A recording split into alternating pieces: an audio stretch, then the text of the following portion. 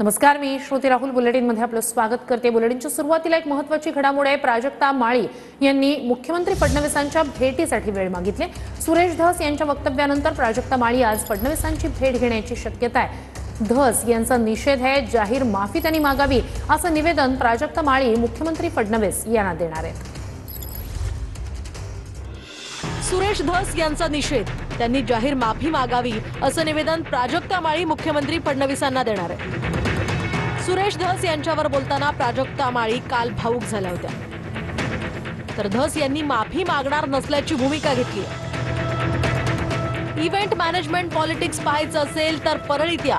रश्मिका मंदाना, सपना चौधरी आणि प्राजक्ता माळी सुद्धा आल्या होत्या असं वक्तव्य सुरेश धस यांनी केलं होतं आणि या वक्तव्यामुळे माफी मागा असं प्राजक्ता माळी म्हणाले होते। इव्हेंट मॅनेजमेंट पॉलिटिक्स ज्यांना कोणाला भविष्यात करायचं असेल तर त्यांनी परळीला यावं, तिथं शिक्षण घ्यावं आणि ते शिक्षण घेऊन संपूर्ण देशामध्ये त्याचा प्रसार करावा। सपना चौधरी, रश्मिका मंदाना, अजून काय माझ्या नवीन नवीन प्राजक्ता माळी, प्राजक्ता माळी सुद्धा आमच्या इकडे येतात बरं का। ते इव्हेंट मॅनेजमेंट विषयी काहीतरी सांगत होते की यांच्याकडून शिकावं इव्हेंट मॅनेजमेंट। मान्य, हे वागणं महाराष्ट्रातल्या राजकारण्यांना शोभत नाही, ही अतिशय निंदनीय बाब आहे आणि म्हणूनच ज्या कुत्सितपणे त्यांनी टिप्पणी केली आहे आणि हशा पिकवलाय प्रसार माध्यमांसमोर कसं बोलावं, काय बोलावं याचं ज्यांना भान नाहीये त्यांना मी विनंती करते की त्यांनी तितक्याच विनम्रतेनं माझी जाहीर माफी मागावी। त्या काय माझ्या दुश्मन नाही, माझे त्यांची नीटनाटकी ओळखही नाही बरं का। आणि मी फक्त त्यांचा महाराष्ट्राची हास्य जत्रा का काय तो कार्यक्रम पाहत असतो तेवढ्यापुरतं। जर त्यांनी माझा निषेध केला असेल तर मी त्यांचा निषेध म्हणून हास्य जत्रा बघायचं बंद करतो। माझं मत असं आहे की मी माफी काही मागणार नाही। महिलेची बदनामी होईल असं काही बोलू नये असं म्हणत चंद्रकांत पाटलांनी सुरेश धसांचे कान टोचले। वाद चाललेला आहे कुठला तरी दुसरा, राजकीय, प्युअरली राजकीय आहे, सामाजिक आहे, संवेदनशील पण आहे, पण त्याच्यामध्ये अशा काही अभिनेत्रींचं नाव जोडणं। सुरेशजी माझे मित्र आहेत, मी त्यांना फोन करून सांगणार आहे। मी 2 दिवस गुजरातमध्ये प्रवास होतो, ट्राय केला, लागला नाही, आज मी बोलणार आहे।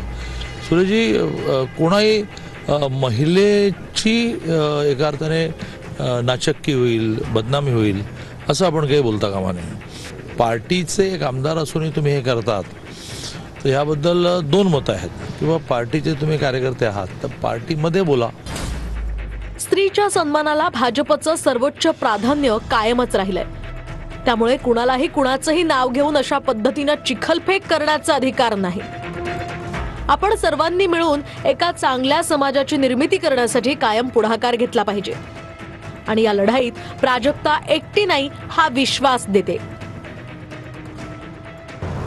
अभिनेत्री प्राजक्ता माळीची तक्रार आयोग कार्यालयाला प्राप्त झाली, त्याचा अभ्यास करून कायदेशीर बाबी तपासून आवश्यक ती कार्यवाही नियमानुसार आयोग करेल। पण महिलांसंदर्भात समाज माध्यमांसमोर बोलताना सर्वांनी भान राखलं पाहिजे, कारण संविधानानं दिलेल्या अधिकारामुळे सर्व क्षेत्रांमध्ये महिला स्वतःच्या कर्तृत्वावर काम करतात।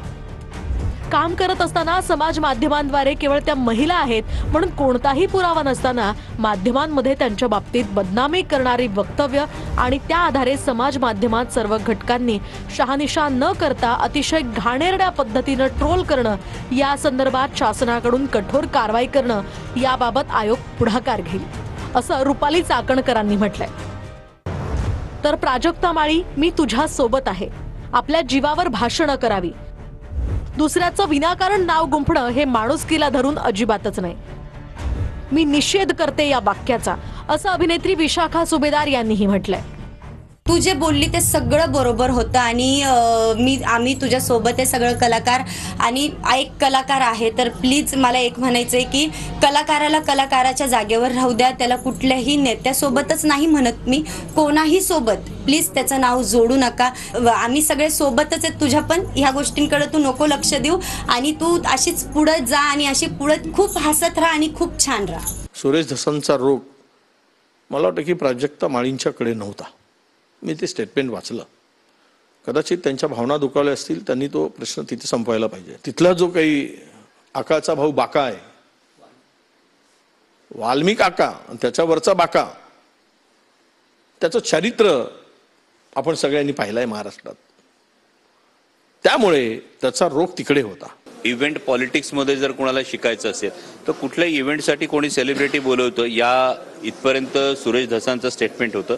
त्यामुळे मला वाटतं की आमदार सुरेश धस यांच्या स्टेटमेंटला आणखी ट्विस्ट करण्याची आवश्यकता मला काही भासत नाही. कोणत्याही पुराव्याशिवाय कोणावरही अशा पद्धतीनं जर ज्या सुरेश धसांचं स्टेटमेंट जेवढं मी ऐकलं या स्टेटमेंटमध्ये कुठेही शिंतोडे उडवण्याचा प्रयत्न झालेला मला जाणवला नाही. जितकी राजकीय मंडळी आहे ना, ही महिलांबद्दल अतिशय निंदनीय असं वक्तव्य करतात. ते आमदार आहेत, त्यांनी त्यांच्या पदाला शोभेल असं वक्तव्य केलं पाहिजे.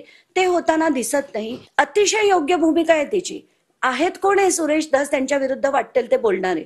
आता त्यांचं असं म्हणणं आहे की मी चुकीचं काहीच बोललो नाहीये, पण मग त्यांचे नाव घेण्याची गरजच काय होती.